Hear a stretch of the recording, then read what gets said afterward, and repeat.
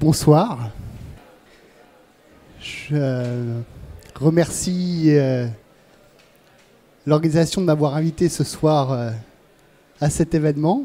C'est l'événement 0, c'est le bêta test et j'ouvre les hostilités. Donc on va parler des cypherpunks. Je vais me présenter d'abord, ensuite on va discuter de différents sujets, de l'histoire des cypherpunks, d'où est-ce qu'ils viennent, où est-ce qu'on en est maintenant, qu'est-ce que ça nous offre comme possibilité aujourd'hui, qu'est-ce que ça peut nous offrir pour l'avenir. Donc je suis ravi d'être là à ce type d'événement. Je pense que c'est ici que se passe l'avenir. On a peu d'événements comme ça ouverts à tous et je remercie l'organisation de permettre tout un week-end qui va être très très intéressant. Alors les cypherpunks, ça se résume très simplement, ce sont des gens qui écrivent du code. Alors, qui a déjà entendu le mot cypherpunk ici ? Ouais, un bon tiers. Qui a déjà entendu le mot crypto-anarchie ? Les mêmes. On retrouve les mêmes. Donc les cypherpunks sont des gens qui écrivent du code pour protéger la vie privée. C'est un mouvement qui est apparu pas d'un seul coup, mais qui est le résultat de découvertes technologiques qu'on a fait au cours du XXe siècle. Donc on va parler de cryptographie asymétrique. Donc qui s'y connaît un petit peu en cryptographie, qui sait ce qu'est la différence entre la cryptographie symétrique et la cryptographie asymétrique ? Un petit peu moins. Alors la cryptographie symétrique, c'est ce qui permet d'échanger des messages secrets, mais il faut se rencontrer au préalable pour échanger un mot de passe, une clé, afin d'ensuite pouvoir chiffrer et déchiffrer les messages secrets. La cryptographie asymétrique, on n'a plus besoin de se rencontrer au préalable pour pouvoir chiffrer ou déchiffrer un message, pour pouvoir signer un message. La cryptographie symétrique, ça existe depuis des milliers d'années. Hein. C'est la stéganographie, toutes ces choses-là. Les façons d'écrire de manière secrète, ça existe depuis très longtemps. La cryptographie asymétrique, ça existe depuis 68, 69, 70. On a des doutes sur d'où est-ce que ça vient. Moi, je pense que ça vient du GCHQ anglais. Ça a été découvert par un homme qui s'appelle Clifford Cox, qui faisait une thèse au GCHQ sur la cryptographie. Et à la différence de la cryptographie symétrique, la cryptographie asymétrique, c'est des mathématiques. Donc c'est un petit peu plus ardu, un petit peu plus profond comme sujet. Donc on se retrouve avec cette invention, donc avec cette découverte mathématique, dans les années 70, et on arrive en même temps avec l'informatique qui justement permet d'accélérer le calcul mathématique.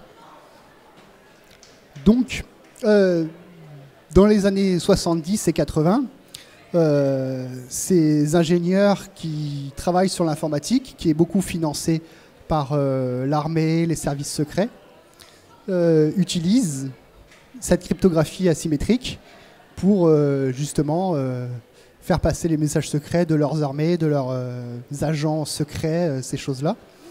Parce que c'est, à la différence de la cryptographie symétrique ou des systèmes comme Enigma pendant la Seconde Guerre mondiale, ont des failles ou sont moins solides avec le même matériel informatique. Ça leur permet de pouvoir communiquer de manière secrète. Et Bon, bien sûr, sur le terrain, ce sont les militaires, les agents secrets qui utilisent ce type de technologie. Mais en réalité, derrière, ce sont des mathématiciens et les premiers ingénieurs informaticiens qui écrivent les programmes de ces choses-là, qui écrivent les outils qui permettent d'utiliser la cryptographie dans ce but-là. Et donc, ces ingénieurs qui sont des civils, hein, c'est pas du tout des militaires ou des policiers ou quoi que ce soit, ils découvrent ça et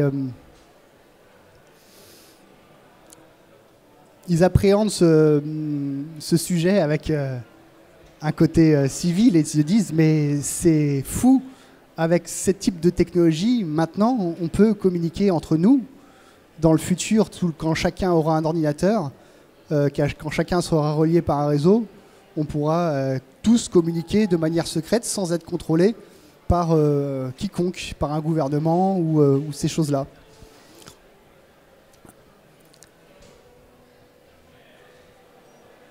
C'est là qu'est né ce qu'on appelle le crypto-anarchisme dans les années 80. Donc on voit bien le rapport avec la cryptographie asymétrique. Et le crypto-anarchisme, ça vient des États-Unis et vous connaissez tous les Américains et ce qu'ils pensent du gouvernement, où ils disent très, très souvent le moins de gouvernement il y a, le mieux c'est. Donc ce type d'utilisation de ces technologies pour se protéger de leur propre gouvernement, pour passer outre, pouvoir commercer sans leur gouvernement, pouvoir communiquer sans se faire surveiller, c'est quelque chose qui a eu beaucoup de succès auprès des Américains qui utilisaient ces technologies-là. Et donc, ils ont fait une blague en se nommant crypto-anarchistes, parce qu'à l'époque, c'était la guerre froide, et on parlait de crypto-communistes, crypto-capitalistes, ces choses-là. Donc, le mot crypto-anarchiste, c'est un peu une blague, c'est un troll de l'époque qu'ils ont fait. Les informaticiens sont peut-être tous des trolls, des geeks, j'en sais rien, peut-être. Mais donc ils ont commencé à ouvrir des mailing lists dans les années 80. C'était le début d'Internet, des réseaux de communication qui se mettaient en place. Donc les nouveaux protocoles, le protocole de mail, etc. Donc des mailing lists. Il y a eu des longues conversations entre ces gens passionnés par cette technologie, la cryptographie, comment s'en servir pour le civil, vu que l'informatique arrivait dans le civil. Et donc ils discutaient beaucoup sur les concepts de qu'est-ce que pourrait être un monde, justement, où l'expression est libre parce qu'on est anonyme et incensurable parce que les réseaux sont ouverts. Donc il y a un premier document qui a été écrit en 88 par... comment s'appelle-t-il? C'est pas Eric Hughes. Timothy May. Voilà, Timothy May, qui est mort il y a 1 an et demi, qui s'appelle le Manifeste des crypto-anarchistes. Et en gros, ça dit très simplement que à partir de maintenant, les gens peuvent communiquer de manière secrète, sans se rencontrer au préalable, à distance, et que les gouvernements ne pourront rien y faire, et que ça va changer radicalement la façon dont les sociétés civiles fonctionnent avec leur gouvernement. Donc c'était très confidentiel, ces choses-là. C'était les premiers réseaux, les premiers mailing lists. Seuls ceux qui avaient accès à de l'informatique pouvaient communiquer sur ces réseaux-là. Et c'était quand même assez limité en nombre de personnes. Mais au fur et à mesure que Internet s'est développé, on arrive dans les années 90, et là on l'a tous découvert dans les années 90 à Internet, les premiers sites web, ces choses-là. Et donc ça s'est élargi. Et ce manifeste crypto-anarchiste qui a un ton un peu provocateur, c'était pas forcément le dire à bas les gouvernements, c'était pas forcément la meilleure chose à faire, ou forcément ça n'avait pas du succès auprès du public. Et c'est là toujours dans les mêmes canaux de discussion, sur les mailing lists qui existaient sur les réseaux, s'est formé le mouvement cypherpunk. Donc ça date de début 90, un peu après l'arrivée des crypto-anarchistes. Et donc il y a un second document qui a été écrit, qui s'appelle le manifeste d'un cypherpunk, et qui explique en fait assez simplement toutes les modalités de la vie privée dans une ère électronique.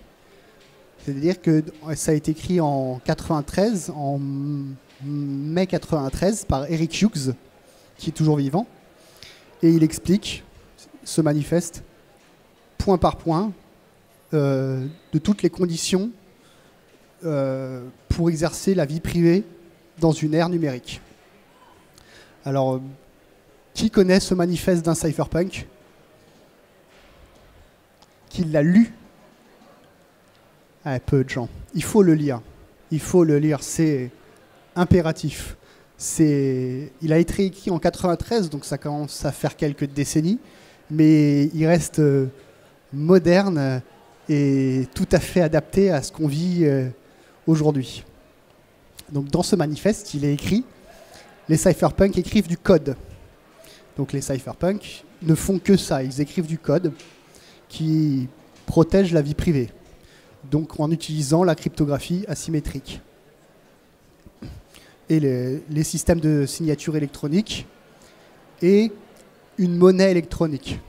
Donc la monnaie, le premier rappel officiel à de la monnaie électronique sans gouvernement a été fait en 93 dans ce manifeste.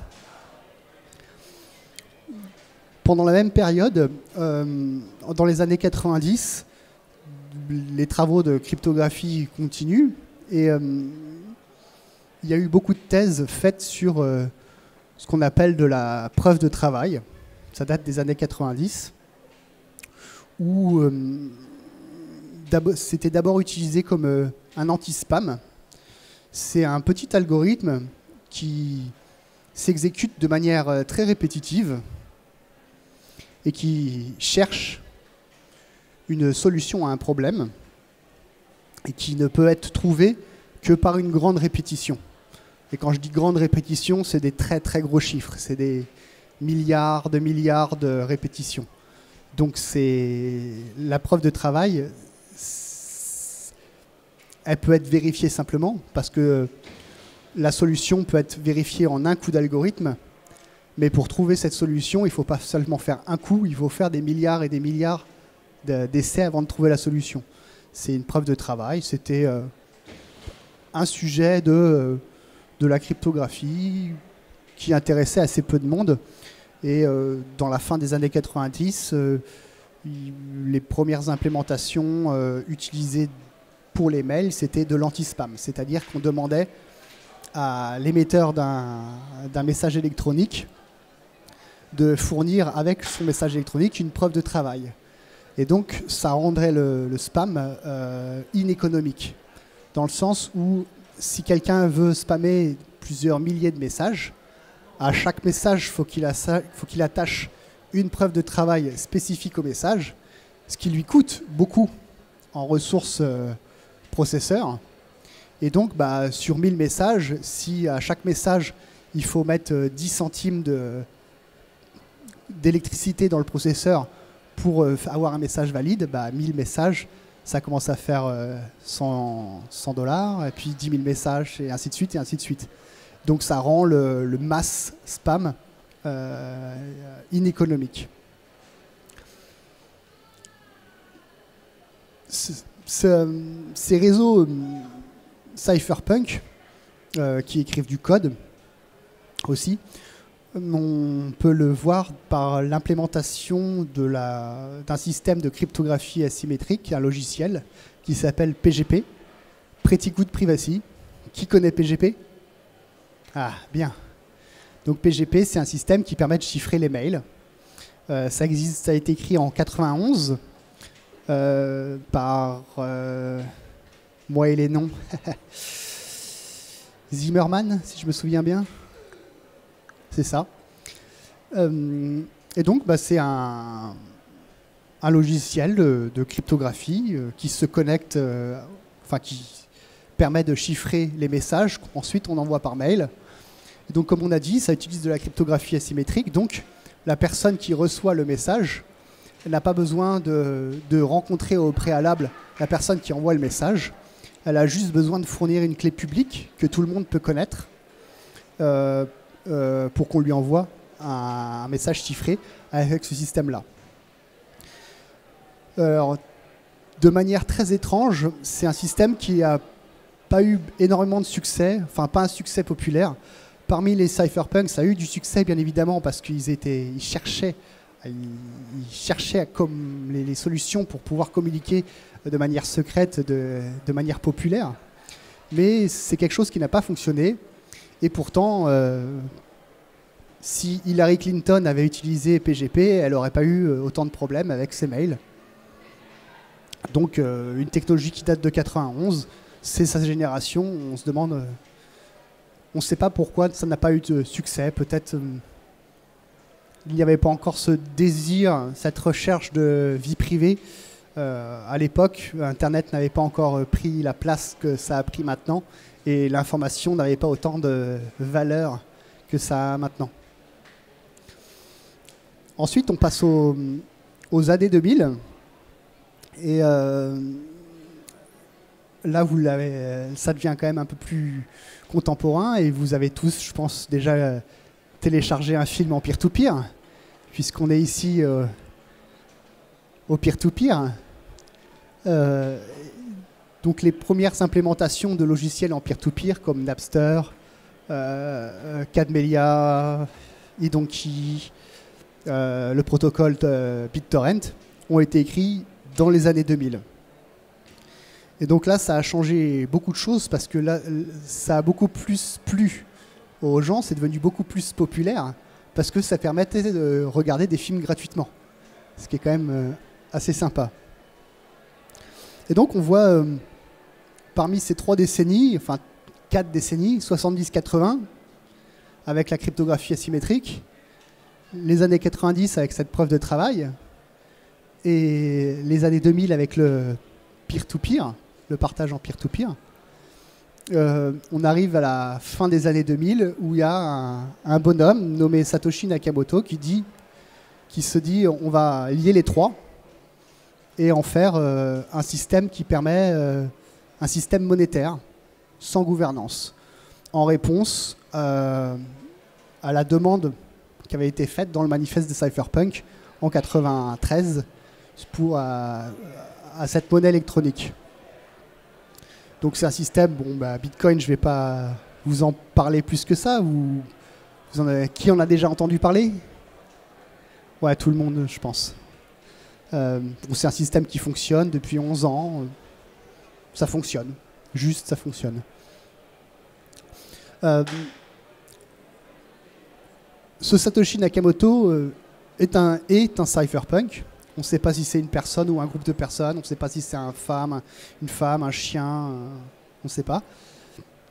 Mais en fait, il n'a rien inventé. Il a juste découvert, il a juste mis en relation ces trois technologies. Et de manière subtile, jolie.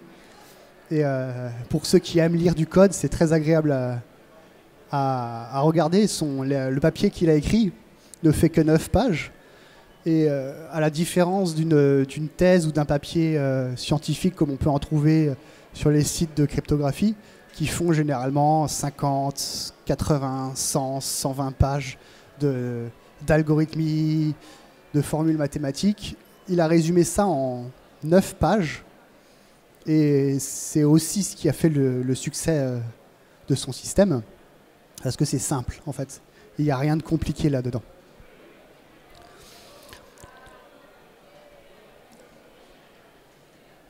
Donc les cypherpunks, ils sont le mot cypherpunk, que certains d'entre vous ont entendu aujourd'hui, c'est grâce à tout cet enchaînement de faits qui s'est passé au cours des décennies qui viennent. Moi, je suis né en 80, donc j'ai même pas vu la découverte de la cryptographie asymétrique. C'est quelque chose de vieux, en fait, qui a plusieurs décennies. Et pourtant, on arrive aujourd'hui et c'est quelque chose de neuf, qu'on a du mal à aborder, que beaucoup de gens, surtout des gens qui sont à des postes de décision, ne comprennent absolument pas. Ils sont pas du tout câblés pour ce genre d'idée, ce genre de volonté, de mouvement. Donc les cypherpunks écrivent toujours du code, de plus en plus, il y en a de plus en plus, et je suis sûr qu'ici, il y en a beaucoup d'entre vous qui écrivent du code. Qui écrit du code? Oui, voilà, vous êtes des cypherpunks.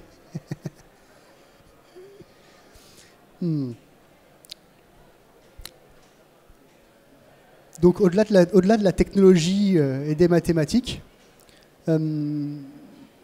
et on l'a vu rien que dans le nom des manifestes, manifeste des crypto-anarchistes, manifeste des cypherpunks, et même après, dans 96, il y a un autre document qui s'appelle la Déclaration d'indépendance du cyberespace, qui est aussi très intéressant. Il explique en fait au gouvernement que le cyberespace n'est pas leur domaine et que la frontière des États-nations s'arrête devant le cyberespace. Il y a un sujet politique là-dedans. Et je pense que c'est très bien compris pour ceux qui viennent ici. On parle de peer-to-peer. Le peer-to-peer, c'est la communication entre les gens de manière directe. Il y a de l'horizontalité, pour ne pas dire anarchisme. Et ces systèmes technologiques, on l'a vu avec Internet, permettent la communication de pair à pair en peer-to-peer. Ces systèmes pair à pair s'opposent à des systèmes verticaux, des systèmes hiérarchiques, comme les grandes entreprises, les gouvernements, les institutionnels, ce type d'organisation. Et c'est en ça que ça devient politique, parce que toutes nos sociétés sont basées sur des modes d'organisation hiérarchiques, et nos logiciels peer-to-peer viennent mettre un petit peu de sel là-dedans. On commence à douter, à se dire mais comment ça se fait? Et on arrive à fonctionner, on arrive à faire du partage torrent, et même ceux qui ont les droits d'auteur sur ces sujets-là n'y peuvent rien. Ils ont beau dépenser des millions, des milliards de dollars, ils n'arrivent pas à casser ces systèmes-là. Donc on a la preuve que ces systèmes sont résistants, ils sont, comme on dit, antifragiles. Ils résistent à tout. Et quand on y réfléchit, la structure d'Internet, quand la commande de l'armée américaine a été passée pour fabriquer Internet, pour fabriquer le premier réseau, leur demande, c'était aux scientifiques, on voudrait un réseau qui résiste aux attaques nucléaires. Donc les scientifiques ont fait un réseau qui résiste aux attaques nucléaires. Le réseau Internet, vous savez comment ça fonctionne. Il n'y a pas un serveur central qui contrôle toutes les communications. C'est plein de nœuds différents de par le monde qui sont reliés entre eux et qui permettent une communication. Si quelques nœuds subissent une attaque nucléaire, le reste du réseau peut continuer à fonctionner. Et les méthodes peer-to-peer reprennent la même structure par rapport à Internet et donc permettent une résilience face à des attaques qui peuvent être les pires des pires. Donc ces sujets politiques, et c'est en ça que je dis le peer-to-peer, c'est le futur. Ça nous offre beaucoup d'espoir, je pense, et beaucoup d'optimisme par rapport à la situation actuelle. On le voit, les luttes qu'on peut avoir par rapport aux différentes organisations hiérarchiques, notamment en France. On voit des grèves, des manifestations. Et autant je suis allé une fois en manifestation. Bon, après, c'est mon avis personnel. J'ai trouvé que c'était peu efficace. Et quand je vois le nombre de personnes intéressées et qui participent à ces technologies, au peer-to-peer, à la cryptographie, les cypherpunks, vous êtes des cypherpunks. Moi, au final, j'en suis pas un. J'écris même plus de code. Je suis devenu entrepreneur, donc je passe plus mon temps à raconter ma vie et des conneries qu'à écrire du code. C'est bien dommage d'ailleurs. Et on sent ces nouvelles possibilités, ces nouvelles façons de faire, ces nouvelles façons de s'organiser. Rien qu'ici, c'est un événement en un mois qui s'organise. Tout se passe. Les gens adhèrent, c'est des sujets qui intéressent. Et je pense que juste cet intérêt porté à ce type de technologie pour ce que ça nous apporte dans nos sociétés, ça va nous permettre d'obtenir plus de liberté. Et donc, ça, pour le futur, et je terminerai là-dessus, c'est l'outil majeur pour le XXIe siècle dans l'obtention de nouvelles libertés et dans la lutte contre l'oppression. Voilà.